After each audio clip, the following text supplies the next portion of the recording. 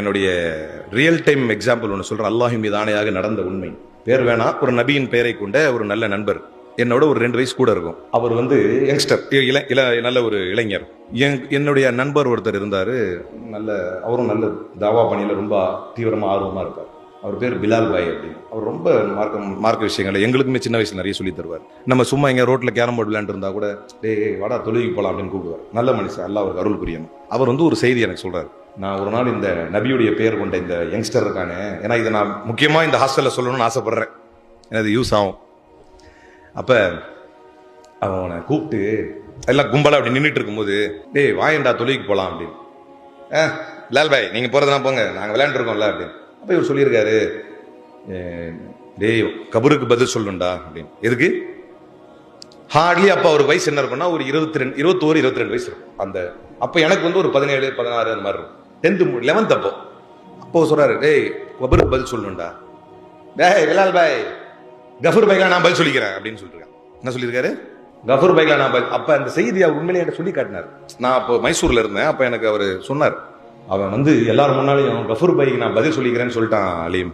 அப்படி சொன்ன உடனே எல்லாரும் போன்னு சிரிச்சிட்டாங்க. அதான் ஒருத்தர் கேள்வி பண்ணி சிரிக்கிறது தானே, அப்படியே ஒருத்தர் கலாய்ச்சி சிரிச்சிட்டாங்க. எனக்கு ரொம்ப ஷேமாவும் ஒரு மாதிரி ஆயிடுச்சு. எப்பவுமே இப்படி ஃபீல் ஆக மாட்டாரு தாவா பண்றவரு, அவ்வளவு சீக்கிரம் டிமாரலைஸ் ஆக மாட்டார். It is not easy task to demoralise him. ஆனா அவர் அப்படி சொன்ன உடனே நம்ம நிறைய செய்வோம். இன்னல் அப்தல யதகல்லமு பில் கலிமா லா யுல்கிலஹா பாலன். நபி ஸல்லல்லாஹு அலைஹி வஸல்லம் சொல்றாங்க, நீ பாட்டுக்கு ஒரு வார்த்தையை பேசுவ, அதை பத்தி நீ கண்டுக்கவே மாட்ட, ஆனா மறுமையில அது வேற மாதிரி நிற்கும். நாங்க ரசூல் ஸல்லல்லாஹு அலைஹி வஸல்லம் இளைஞர்கள் தெரிந்து கொள்ள வேண்டிய விஷயம். அப்ப எனக்கு ரொம்ப ஷேம் ஆயிடுச்சு அலீம், நான் அங்க இருந்து வந்துட்டேன், ரொம்ப மனசு கஷ்டமாயிடுச்சுன்னாரு. அது அவர் சொல்லும்போது எனக்கே கஷ்டமா இருந்தது. எண்ணி ஒரு அதிகபட்சம் ஒரு 15-20 நாள் இருக்கும். 15-20 நாள் இருக்கும். அப்போ எனக்கு தொலைபேசியில் அழைத்து, நான் மைசூர்ல இருக்கும்போது, நான் அப்ப இதுதான் பிசிஓ கால். அப்ப நான் எப்பவுமே ஒரு கால் பண்ண ஒரு மென்டார் மாதிரி எனக்கு.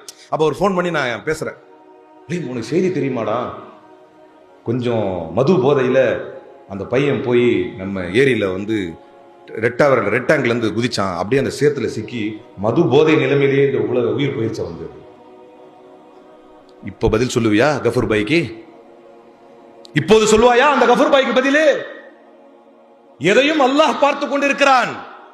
என்றைக்கு யாருக்கு எப்போது முடிவு என்பதை அல்லாஹ் மிக தெளிவாக துல்லியமாக ஒரு நொடி, even a fraction of second, எல்லாவற்றையும் தெளிவாக அல்லாஹ் முடிவு செய்து வைத்திருக்கிறார். இன்றைக்கு எது நம்முடைய கைகளில் இருக்கிறதோ அதுதான் அசல். இன்றைக்கு என்ன நல்ல செயல்களை, நல்ல சொற்களை கேட்பதற்கான வாய்ப்பை அல்லாஹ் தருகிறானோ அதுதான் நிச்சயம். இதை கேட்டு நம்மை சீர்திருத்திக் கொள்ளக்கூடிய வாய்ப்பை அல்லாஹ் தரும் பொழுது அதை பயன்படுத்தி நம்மை சீர்தூக்கிக் கொள்ள வேண்டும்.